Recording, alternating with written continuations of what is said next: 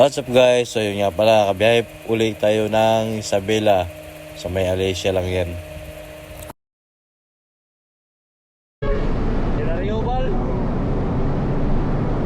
Ito nga ay, yan, napakita na yung araw, yung sunrise niya.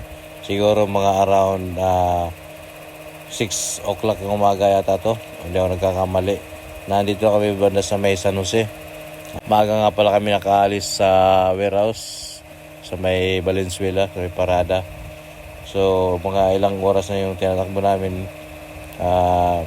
Dito nag-decide na kami na maghanap ng mga kakainan. At yun nga, pagkalipas ng ilang minuto pagkatapos namin kumain, nagtuloy na kami sa aming biyahe.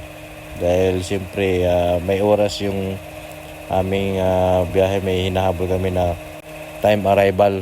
Kasi pagka lumagpas kami sa oras, may penalty. Kaya kailangan tuloy-tuloy ang biyahe namin habang may karga kami. Yung nag-drive nga pala papunta sa aming pupuntahan na warehouse is yung partner ko nga muna, kasi pagbalik ako naman yung magmamaniho niyan. So yun, pagkalipas ng mga ilang oras, salubong nga pala namin yung driver ng mga taga-parada. Shout out sa iyo, Kuya Willie Rigor, kung ikaw yung kasama ni paring Riobal Tonyo. Shout out sa inyong dalawa.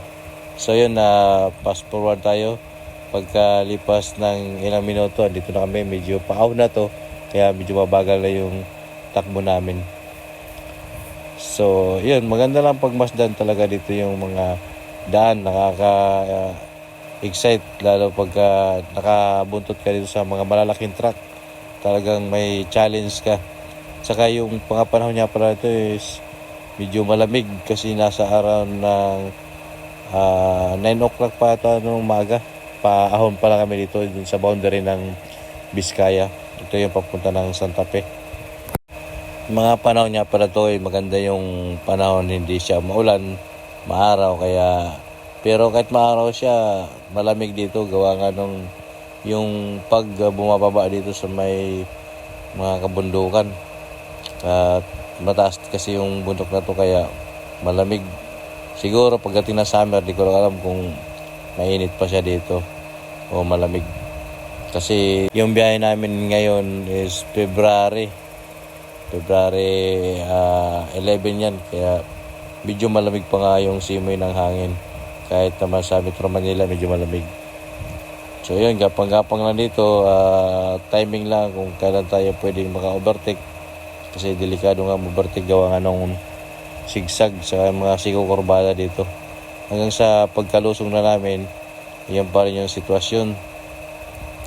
Medyo okay naman kasi hindi naman gano'n ka traffic, kaya tuloy-tuloy pa rin yung biyahe.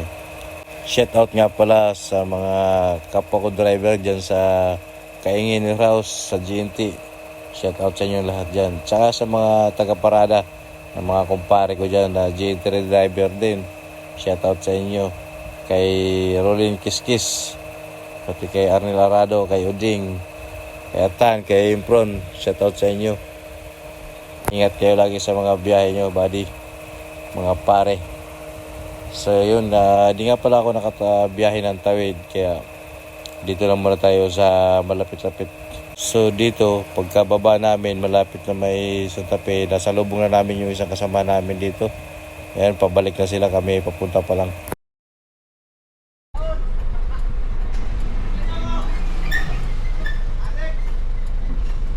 So medyo malayo pa yung aming pupuntahan. See you in my next video. God bless us. Maraming salamat. Thank you for watching. Bye bye.